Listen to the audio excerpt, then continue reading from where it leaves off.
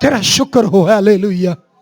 खुदावंद तू रहम कर दे ताकि हर कोई शख्स अपने दूसरे बहन भाई के लिए बेहतरी की तरफ चल पड़े।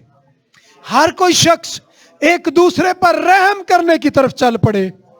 हर कोई शख्स एक दूसरे के लिए भलाई करने की तरफ चल पड़े, क्योंकि तेरे कलाम में लिखा है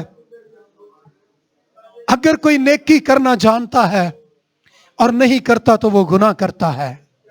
खुदावंद हम इस गुनाह में शामिल नहीं होना चाहते, बल्कि हर एक जिंदगी तेरे हजूर में इस मुल्क की आवाम के साथ नेकी के लिए चल पड़े और यीशु के नाम में हालात चेंज हो जाएं, क्योंकि तू कर सकता है। खुदावंद मैं तेरा शुक्रिया अदा करता हूं अपने तमाम मुल्क पाकिस्तान की आवाम के लिए जिनको तूने सलामती बख्शी है।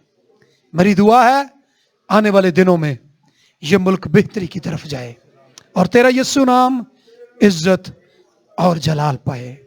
यीशु अल मसीह के फतेहमंद नाम में आमीन। अभी मैं चाहता हूं हम खुदा के कलाम के लिए दुआ करें, क्योंकि जब तक खुदा मदद ना करे उसका कोई भी खादम खड़ा होकर उसके कलाम की उस पावर को आगे ट्रांसफर नहीं कर सकता जब तक खुदा फेवर ना दे। आइए हम खुदा के खादम के लिए दुआ करें।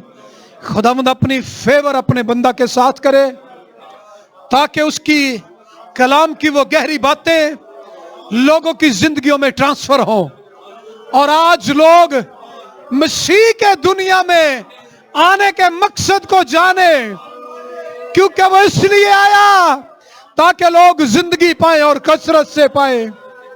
हालेलुया।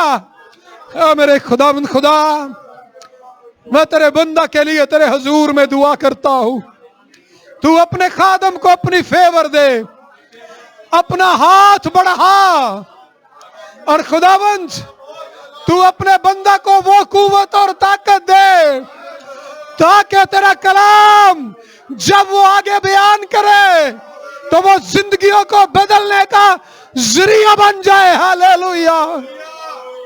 और लोग तेरे इस दुनिया में आने के उस मकसद को अंडरस्टैंड करें। खुदावंद यीशु नासरी अपने खादम की मदद कर, फेवर दे, मदद कर। तेरा मसा गहरे तौर पर इस सारी कांग्रीगेशन पर हो। हालेलुया। तेरा मसा तेरी हजूरी ठहर जाए। Hallelujah, hallelujah.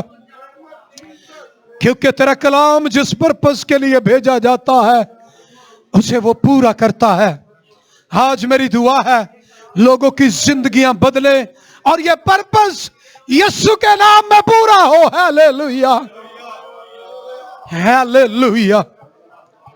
अपने बंदा की मदद कर, अपने लोगों की मदद कर, अंडरस्टैंडिंग का रूह दे ताकि तेरे लोग तेरे कलाम को न सिर्फ सुने बल्कि उसे समझें और उस पर अमल करने वाले बन जाएं। तेरा शुक्र हो। थैंक यू यीशु अल मसीह के फतेहमंद नाम में आमीन। मैं आज मेरा दिल खुशी से भरा है और इसी खुशी के मौका पर मैं खुदावंद के खादम बिशप खालिद परवेज को इनवाइट करना चाहता हूं कि वो आए और जो कुछ भी आज खुदा ने इस कलीसिया के लिए, इन लोगों के लिए उनके दिल पर रखा है उसे वो शेयर करें। बिशप खालिद परवेज।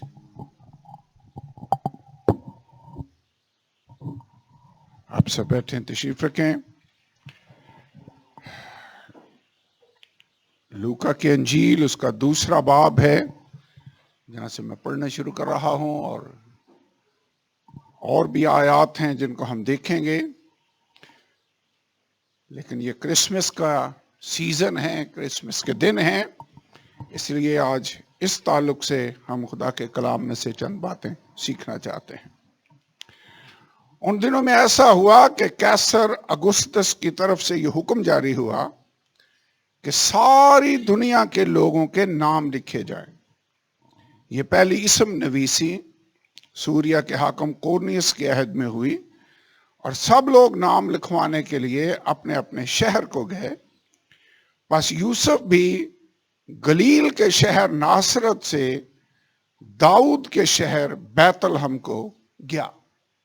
اس بات پر اگر غور کریں، داؤد کے شہر بیت لحم کو گیا جو یہودیہ میں ہے، اس لیے کہ وہ داؤد کے گھرانے اور اولاد سے تھا، تاکہ اپنی منگیتر مریم کے ساتھ جو حاملہ تھی نام لکھوائے. جب وہ وہاں تھے تو ایسا ہوا کہ اس کے وضع حمل کا وقت آ پہنچا اور اس کا پلوٹا بیٹا پیدا ہوا، اور اس نے اس کو کپڑے میں لپیٹ کر چرنی میں رکھا، کیونکہ ان کے واسطے سرائے میں جگہ نہ تھی. اسی علاقہ میں چرواہے تھے جو رات کو میدان میں رہ کر اپنے گلہ کی نگہبانی کر رہے تھے، اور خداوند کا فرشتہ ان کے پاس آ کھڑا ہوا اور خداوند کا جلال ان کے چوگرد چمکا، اور وہ نہایت ڈر گئے. مگر فرشتہ نے ان سے کہا، ڈرو مت، کیونکہ دیکھو میں تمہیں بڑی خوشی کی بشارت دیتا ہوں جو ساری امت کے واسطے ہوگی، اس لیے کہ آج داؤد کے شہر میں تمہارے لیے ایک منجی پیدا ہوا ہے، یعنی مسیح خداوند. اور اس کا تمہارے لیے یہ نشان ہے کہ تم ایک بچہ کو کپڑے میں لپٹا اور چرنی میں پڑا ہوا پاؤ گے. اور یکایک اس فرشتہ کے ساتھ آسمانی لشکر کی ایک گروہ خدا کی حمد کرتی اور یہ کہتی ظاہر ہوئی کہ عالم بالا پر خدا کی تمجید ہو، اور زمین پر ان آدمیوں میں جن سے وہ راضی ہے صلح. جب فرشتے ان کے پاس سے آسمان پر چلے گئے تو ایسا ہوا کہ چرواہوں نے آپس میں کہا، آؤ ہم بیت لحم تک چلیں اور یہ بات جو ہوئی ہے اور جس کی خداوند نے ہم کو خبر دی ہے دیکھیں. بس انہوں نے جلدی سے جا کر مریم اور یوسف کو دیکھا اور اس بچہ کو چرنی میں پڑا پایا، اور انہیں دیکھ کر وہ بات جو اس لڑکے کے حق میں ان سے کہی گئی تھی مشہور کی. اور سب سننے والوں نے ان باتوں پر جو چرواہوں نے ان سے کی تعجب کیا.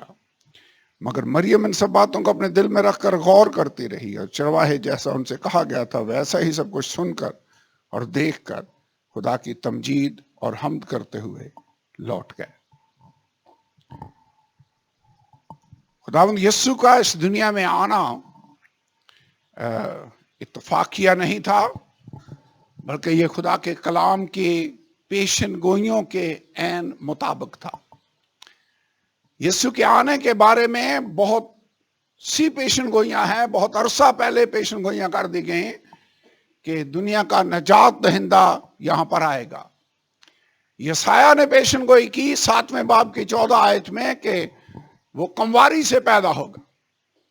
یسایہ 11 باب کے اندر ہمیں پیشن گوئی پہلی آیتوں میں ملتی ہے کہ وہ یسی کے خاندان سے پیدا ہوگا، داؤد کے تخت پر وہ اب سے لے کر اب تک بادشاہی کرے گا.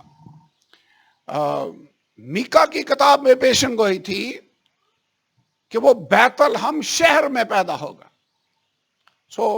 صرف پیدائش کو ہی اگر ہم دیکھیں تو بہت سی پیشن گوئیاں ہیں جو خدا کے کلام میں کی ہوئی تھی. پہلے سے 700 سال پہلے میکا نبی نے یہ پیشن گوئی کر دی، اور خداوند یسوع عین اس کلام کے مطابق اس دنیا میں پیدا ہوا. مسیح یسوع کا اس دنیا میں آنا ان پیشن گوئیوں کی تکمیل اس بات کو ثابت کرتا ہے کہ خدا کا کلام سچا ہے اور اس کا ایک نقطہ یا شوشہ بھی ہرگز نہیں ٹلے گا، بلکہ سب کچھ پورا ہوگا. آج بیت لحم کے بارے میں چند باتیں ہیں جو میں آپ کے ساتھ شیئر کرنا چاہتا ہوں. مجھے پتہ نہیں کتنوں کو یاد ہے، لیکن بیت لحم کا ذکر پرانے عہد نامے کے اندر بھی موجود ہے. موجودہ جو بیت لحم ہے وہ فلسطین کے ایریا میں ہے، اور یروشلم سے یہ بیت لحم کا شہر تقریباً 7 میل دور ہے. بیت لحم کا سب سے پہلا جو مینشن ہے وہ ہمیں پیدائش کی کتاب اس کے 35ویں باب کے اندر یہاں پر ہمیں اس کا ذکر ملتا ہے. پیدائش کی کتاب اس کا 35واں باب خدا کا بندہ یعقوب، ابراہیم، اسحاق اور اس کا بیٹا یعقوب، اس کی میں بات کر رہا ہوں، وہ اپنے ماموں لابن کے پاس سے جب واپس آ رہا تھا اپنے باپ کے گھر کی طرف، کیونکہ خدا نے اسے کلام کیا کہ یہاں سے اٹھ اور اپنے باپ کے گھر کی طرف واپس جا، تو یہ چل پڑا۔ جب یہ آ رہا ہے، پہلے یہ بیتیل میں گیا، اس کے بعد وہاں سے یہ چلا، اور پھر یہ جب جا رہا تھا تو یہاں 35ویں باب میں چند آیتیں ہیں جن کو میں پڑھنے لگا ہوں۔ یہاں پر لکھا ہوا ہے 16ویں آیت، اور وہ بیتیل سے چلے اور افرات تھوڑی ہی دور رہ گیا تھا۔ افرات بیت لحم کا ہی پرانا نام ہے۔ کتنوں کو یاد ہے فیصل آباد کا پرانا نام کیا ہوتا تھا؟ لائل پور ہوتا تھا۔ سائی وال کا پرانا نام منٹ گمری ہوتا تھا، اور منٹ گمری کے کو بدل کر سائی وال رکھا گیا۔ افراتا یا افرات بیت لحم کا پرانا نام تھا۔ اب آپ کو یاد آئے گا جب میکا کی کتاب ہم پڑھیں گے، اے بیت لحم افراتا، اگرچہ تو یہودا کے ہزاروں میں شامل ہونے کے لیے چھوٹا ہے، تو بھی تجھ میں سے ایک شخص نکلے گا جو میرے حضور اسرائیل کا حاکم ہوگا، اور اس کا مصدر زمانہ سابق ہاں قدیم الایام سے ہے۔ کہنا میں یہ چاہتا ہوں کہ افرات یہاں پر لکھا ہے تھوڑی ہی دور رہ گیا تھا، اور یہ بیت لحم کا نام ہے۔ اور لکھا ہے اور راخل کے درد ذیل لگا، وضع حمل میں نہایت دقت ہوئی، اور جب وہ سخت درد میں مبتلا تھی تو دائی نے اس سے کہا ڈر مت، اب کے بھی تیرے بیٹا ہی ہوگا۔ اور یوں ہوا کہ اس نے مرتے مرتے اس کا نام بنونی رکھا، اور مر گئی، پر اس کے باپ نے اس کا نام بنیامین رکھا۔ اور راخل مر گئی، 19ویں آیت ہے جس پر غور کریں، لکھا راخل مر گئی اور افرات یعنی بیت لحم کے رستہ میں دفن ہوئی۔ یہ ہے سب سے پہلا ذکر بیت لحم کا۔ آج بیت لحم کا شہر بڑا مشہور ہے، پوری دنیا سے لوگ اس مقام پر جاتے ہیں جہاں خداوند یسوع پیدا ہوا تھا، اور اس جگہ پر ایک بہت بڑا چرچ ہے جو بنا ہوا ہے جس کو چرچ آف نیٹیوٹی کہا جاتا ہے۔ بیت لحم کا پہلا ذکر یہاں پیدائش کی کتاب میں ہے، اور بیت لحم وہ جگہ تھی جہاں پر راخل کی ڈیتھ ہو گئی، راخل مر گئی، اور افرات یعنی بیت لحم کے رستہ میں دفن ہوئی۔ اور یعقوب نے اس کی قبر پر ایک ستون کھڑا کر دیا، اور راخل کی قبر کا یہ ستون آج تک موجود ہے۔ اور اسرائیل آگے بڑھا اور ادر کے برج کی پرلی طرف اپنا ڈیرا لگایا۔ بیت لحم کے بعد ایک اور جگہ ہے جو ہمیں نظر آتی ہے جس کا ذکر ہے یہاں پر، اور وہ جگہ ہے ادر کا برج۔ یہاں سے بیت لحم سے اس نے کوچ کیا، اور ادر کے برج کے پاس جا کر اس نے ڈیرا لگایا۔ اس کا مطلب ہے کہ ادر کا یہ برج، اور جس کا انگریزی میں ترجمہ کیا گیا ہے ٹاور آف دا فلاک، یعنی وہ ٹاور، وہ دیدگاہ جس پر چرواہے کھڑے ہو کر بھیڑوں کی نگرانی کیا کرتے تھے۔ اور آپ کو یاد ہے ہسٹری بتاتی ہے کہ بیت لحم کا یہ جو شہر تھا، یہ قصبہ تھا، یہ بھیڑ بکریوں کے لیے، خاص طور پر بروں کے لیے، ان کے پالنے کے لیے بڑا مشہور تھا۔ اور تاریخ یہ بھی بتاتی ہے کہ برے پیدا یہاں پر ہوتے، ان کو پالا یہاں پر جاتا، لیکن قربانی ان کی یروشلم کے اندر ہوا کرتی تھی، اور یہ یروشلم کے نزدیک ہے، یروشلم سے 7 میل دور ہے۔ سو یہاں پر برے ریڈی ہوتے ہیں اس سیکریفائس کے لیے جو یروشلم شہر کے اندر جہاں ہیکل تھی، جہاں پر وہ قربان گاہ تھی، وہاں پر انہوں نے جانا ہوتا تھا۔ آپ کو یاد ہے خداوند یسوع جب پیدا ہوا تو اس کے پیدا ہونے کا ایک مقصد تھا کہ اس نے دنیا کی نجات کے لیے کفارہ دینا ہے، اور اس نے اپنی جان دینی ہے۔ خداوند یسوع بھی پیدا بیت لحم میں ہو رہا ہے، لیکن اس کی مصلوبیت یروشلم شہر کے اندر ہوئی۔ اور جب میں ان باتوں کو پڑھتا ہوں تو مجھے سمجھ آتی ہے کہ خدا کے کلام میں کتنی ڈیٹیل کے ساتھ آنے والی باتیں تشبیہ کے طور پر ان کا عکس ان کا سایہ ہمیں پرانے عہدنامے کے اندر نظر آ رہا ہے. سو یہاں پر یہ tower of the flock other کا برج ہے جس کا ہمیں ذکر ملتا ہے. سو بائبل مقدس میں نہ صرف یہ ذکر ہے کہ وہ کس شہر میں پیدا ہوگا، بلکہ یہ بھی ذکر موجود ہے کہ بیت لحم شہر کے اندر اس کے نزدیک وہ جگہ کون سی ہوگی، لوکیشن کون سی ہوگی جہاں خداوند یسوع پیدا ہونے والا ہے. عجیب بات ہے، مسیح یسوع کے بارے میں اتنی ڈیٹیل کے ساتھ پیشن گوئیاں بائبل مقدس میں موجود ہیں کہ وہ 30 سکوں کے بدلے میں بیچا جائے گا. بائبل میں لکھا ہوا ہے. اور بھی بہت سی پیشن گوئیاں، اس کے کپڑوں پر قرعہ ڈالا جائے گا، زبور کی کتاب میں لکھا ہوا ہے. لکھا ہوا مجھے پینے کے لیے اندرائن اور سرکہ اس کو پلایا گیا، یہ بائبل کے اندر لکھا ہوا ہے. زبور نمبر 22 میں بہت ساری پیشن گوئیاں لکھا ہے، اس کی کوئی ہڈی توڑی نہیں جاتی، یہ پیشن گوئی تھی. بائبل کے اندر یہ لکھا ہوا ہے. یسوع نے جو مشہور لفظ کہے، اے میرے خدا تو نے مجھے کیوں چھوڑ دیا، زبور نمبر 22 اور اس کی پہلی آیت کو پڑھیں، وہاں پر آپ کو یہ لکھا ہوا ملے گا. کیا خداوند یسوع کا آنا اس بات کا ثبوت نہیں ہے کہ خدا کا کلام سچا اور زندہ اور برحق کلام ہے؟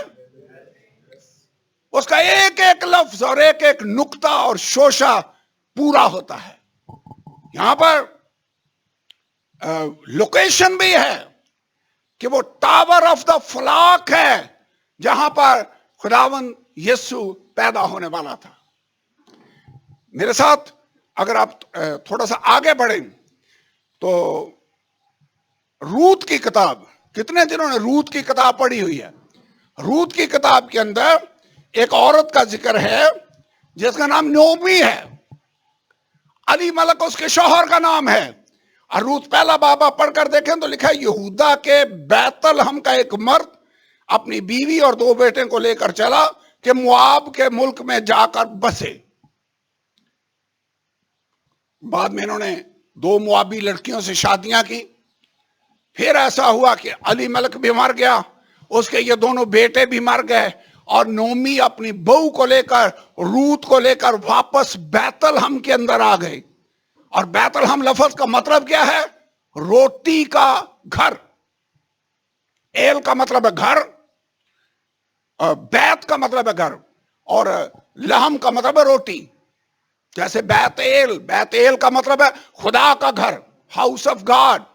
بیت لحم کا مطلب ہے ہاؤس آف بریڈ، یعنی روٹی کا گھر.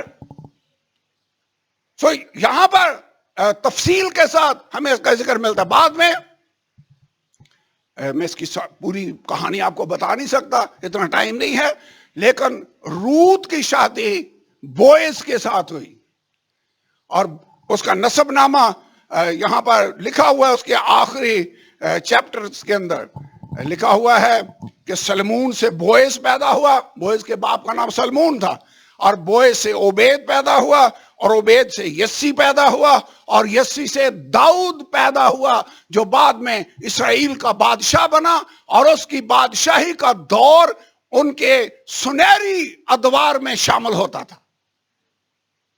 اسی لیے جب میں نے لوکا کی انجیل پڑھی ہے تو وہاں پر لکھا ہے وہ ناصرت سے، گلیل کے صوبے سے، گلیل کے ناصرت سے چلے تاکہ داؤد کے شہر بیت لحم میں جائیں اور وہاں پر اپنے نام لکھوائیں. کس کا شہر؟ داؤد کا شہر. کیوں؟ چونکہ وہ دونوں ہی، مقدسہ مریم بھی اور یوسف بھی، یہ دونوں داؤد کی نسل سے تھے، اس کے خاندان سے تعلق رکھتے تھے. That is why.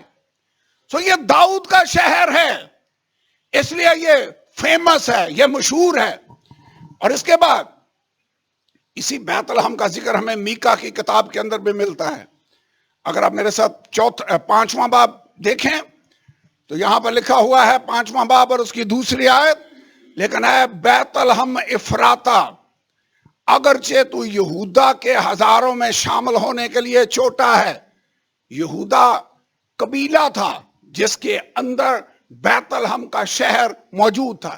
یہودیہ کا یہ علاقہ تھا، یہودا کا قبیلہ تھا. یہاں پر لکھا ہے اگرچہ تو یہودا کے ہزاروں میں شامل ہونے کے لیے چھوٹا ہے تو بھی تجھ میں سے ایک شخص نکلے گا.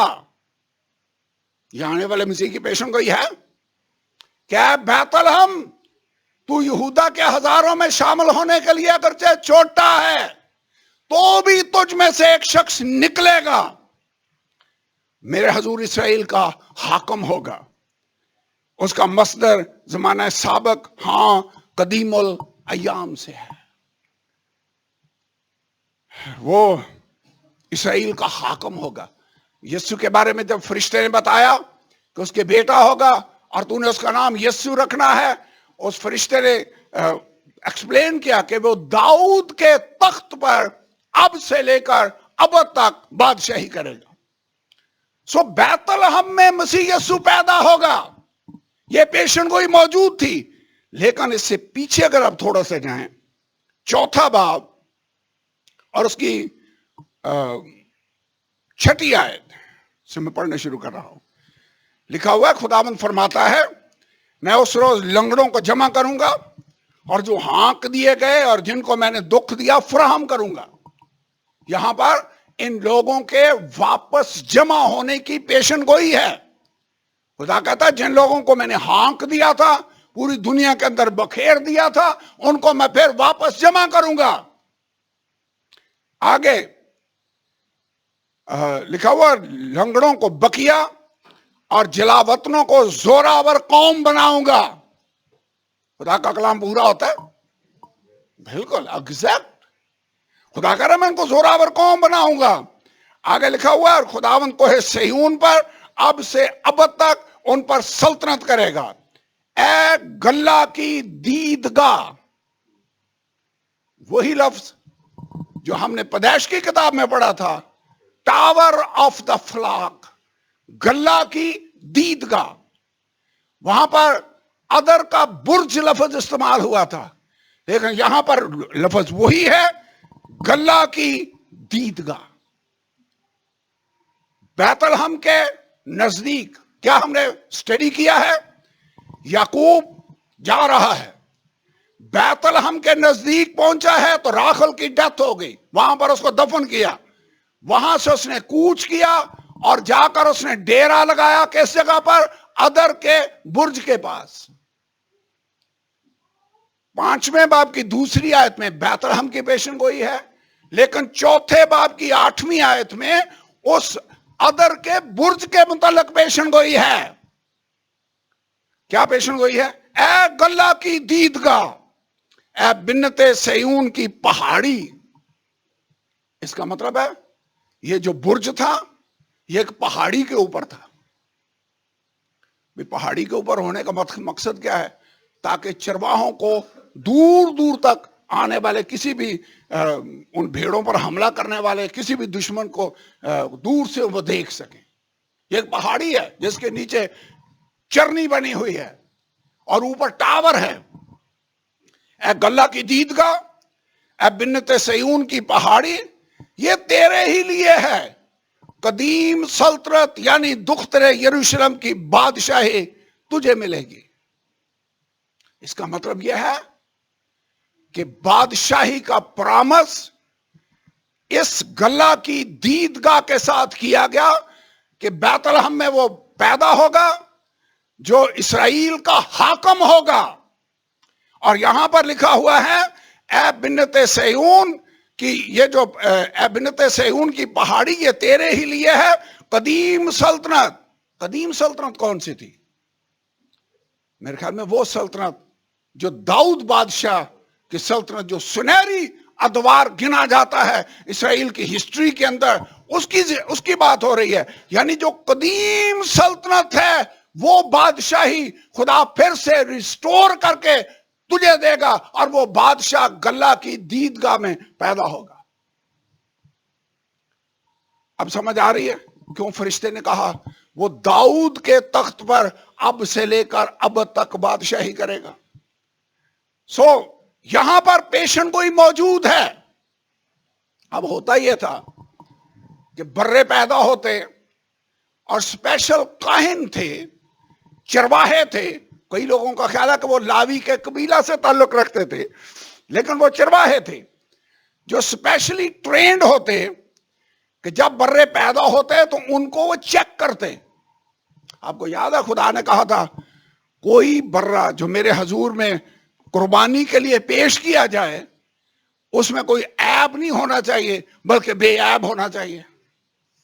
بڑا ان کی یہ ذمہ داری تھی, ان کی یہ ڈیوٹی ہوتی کہ جب وہ برا پیدا ہوتا تو اس کو چیک کرتے, اس کی آنکھیں صحیح ہیں, اس کی ٹانگیں صحیح ہیں, اس کے بدن پر کوئی زخم تو نہیں ہے, کوئی اب نارمیلٹی تو نہیں ہے.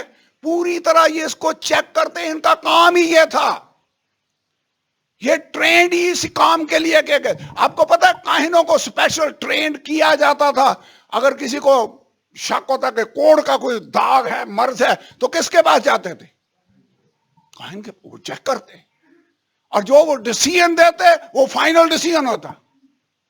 اب ان بروں کو چیک کرنا ہے. کون چیک کرے گا؟ یہ گڈریے. سو جن چرواہوں پر خدا کا فرشتہ ظاہر ہوا وہ کوئی عام چرواہے نہیں تھے بلکہ وہ اسپیشل چرواہے تھے جن کی ذمہ داری یہ تھی کہ برا پیدا ہو جس کو فائنلی یروشلم میں قربانی کے لیے جانا ہے, یہ اس کو چیک کریں گے کہ اس میں کوئی عیب تو نہیں ہے بلکہ وہ بے عیب ہونا چاہیے, اس میں کوئی نقص نہ ہو. اور اس کے بعد حفاظت کے لیے تاکہ یہ پھرتے ہوئے ڈیمیج نہ ہو جائے, یہ اپنے آپ کو زخمی نہ کر لے, کپڑا لے کر اس میں اس کو لپیٹ دیا جاتا تھا. اور روایت یہ ہے مشنا میں اور باقی جو تاریخ کی کتابیں ہیں وہاں پر لکھا ہوا ہے کہ یہ کپڑے جن میں بروں کو لپیٹا جاتا وہ کاہنوں کا وہ چوگے, وہ ڈریس ہوا کرتے تھے جب وہ اپنے باری پر ہیکل میں خدمت کرتے. اس کے بعد جب وہ خدمت کے دن پورے ہو جاتے واپس آتے تو ان کپڑوں کو وہ پھینک نہیں دیا کرتے تھے بلکہ ان کو بروں کے اس کام کے لیے استعمال کیا جاتا تھا. اب خداوند یسوع بیت لحم میں گیا ہے, وہاں پر جب پہنچے ہیں, ابھی پیدا نہیں ہوا, مریم اور یوسف وہاں پر گئے ہیں. سارے جتنے بھی داؤد کی فیملی سے تعلق رکھتے ہیں نام لکھوانے کے لیے کہاں پر جائیں گے؟ بیت لحم میں. رش ہوگا. بائبل کے اندر لکھا انہیں سرائے میں رہنے کے لیے جگہ نہیں مل رہی تھی. سو ٹائم آ گیا خداوند یسوع کے پیدا ہونے کا. تو بائبل میں کیا لکھا ہوا ہے؟ لوکا کی انجیل میں ہم نے کیا پڑھا ہے؟ اس کا پلوٹا بیٹا پیدا ہوا اور اس نے اس کو کپڑے میں لپیٹ کر چرنی میں رکھا. کون سی چرنی؟ یہاں پر مجھے لگتا یہ ہے اس کو پڑھتے ہوئے کہ چرواہوں کو وہ چرنی پورے بیت لحم شہر کے اندر ڈھونڈتے ہوئے مجھے نظر نہیں آتے کہ دروازے کھٹکھٹا رہے ہوں کہ آپ کے گھر میں تو کوئی چرنی میں بچہ پڑا ہوا نہیں ہے. نو نو نو, میرے خیال میں ایسا نہیں ہے. انگریزی میں تھوڑا کلیئر ہے, لکھا you will find a child in the manager. THE کا لفظ دا مینجر, وہاں اس کا مطلب وہ چرنی اسپیشل ہے. اور وہ چرنی کہاں پر تھی؟ روایت یہ ہے کہ اس گلہ کی دیدگاہ جو ٹاور آف دا فلاک ہے اس کے نیچے وہ چرنی بنی ہوئی تھی. اور وہ چرنی چارہ ڈالنے کے لیے نہیں تھی بلکہ وہ برتھ پلیس تھی جہاں پر برے پیدا ہوتے اور کاہن ان کو چیک کیا کرتے. اور چیک کرنے کے بعد جب تسلی ہو جاتی کہ یہ بے عیب ہیں, ان میں کوئی نقص نہیں, تو پھر ان کو تیار کیا جاتا, پرورش کی جاتی تاکہ ان کی قربانی یروشلم شہر کے اندر کی جا سکے. ویسے خداوند یسوع جب پیدا ہوا اور اس نے خدمت شروع کی اور یوحنا کے پاس پہنچا بپتسمہ لینے کے لیے, یوحنا نے اس کو دیکھ کر کیا کہا تھا؟ اس نے کہا دیکھو یہ خدا کا برہ ہے جو جہان کا گناہ اٹھا لے جاتا ہے. یوحنا جانتا تھا کہ یہ مصلوب ہونے کے لیے اور ذبح ہونے کے لیے اس دنیا میں آیا ہے. اور یوحنا کاہن کا بیٹا تھا, یہ یاد رکھنا ہے. اور وہ خداوند یسوع کو جانتا تھا. اور پھر کیا خداوند یسوع بے عیب تھا؟ لکھا ہے تمہیں کون مجھ پر گناہ ثابت کر سکتا ہے؟ کلام کے اندر لکھا ہے وہ سب باتوں میں ہماری طرح آزمایا گیا تو بھی بے گناہ رہا، اور آج یہ کاہن، جب انہیں بتایا گیا نا نشانی یہ ہے، اس کا نشان یہ ہے. ویسے فرشتوں نے جو میسج دیا تو انہوں نے نشان بھی بتایا. کیا نشان دیا؟ تم ایک بچے کو کپڑے میں لپٹا ہوا چرنی میں پڑا ہوا پاؤ گے. مجھے نہیں لگتا ان چرواہوں کو ادھر ادھر جا کر ڈھونڈنے کی ضرورت پیش آئی. وہ سیدھے اس گلہ کی دیدگاہ کے نیچے جو چرنی ہے وہاں پر گئے، اور وہاں پر خداوند یسوع پڑا ہوا تھا. دراصل وہ جتنے بھی برے سے پہلے پیدا ہو رہے تھے وہ اس آنے والے مسیح کی ایک مثال تھے.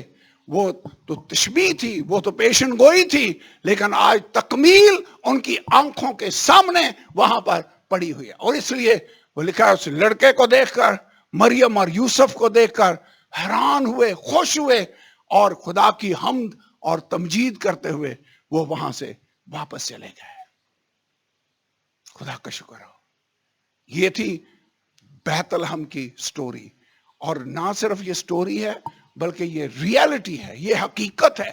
نہ صرف مسیح کے پیدا ہونے کے شہر کا ذکر ہے بلکہ ایگزیکٹ لوکیشن کا بھی ذکر ہے کہ بیت لحم ہوگا جہاں پر وہ پیدا ہوگا، اور لوکیشن وہ چرنی ہوگی جہاں پر تم ایک بچے کو کپڑے میں لپٹا ہوا چرنی میں پڑا ہوا پاؤ گے.